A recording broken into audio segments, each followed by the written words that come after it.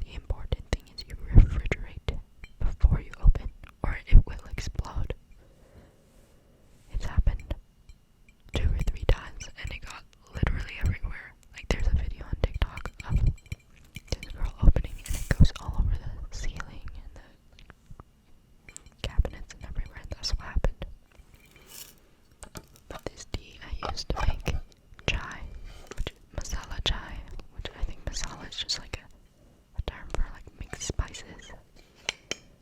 And you take the tea, you take your spices, and you boil them with water. And then you add in your black tea and you let that boil, and then you pour in your milk and sweetener. And you let it boil over, and then you aerate it, and that is it, and then bottle it. I bottle it because I make a lot, because I don't like making things very often. Anyway, I think I think that might be it, honestly. Let's do one more tapping sound, because I want to hear it. I have a box. Please don't try to find my address.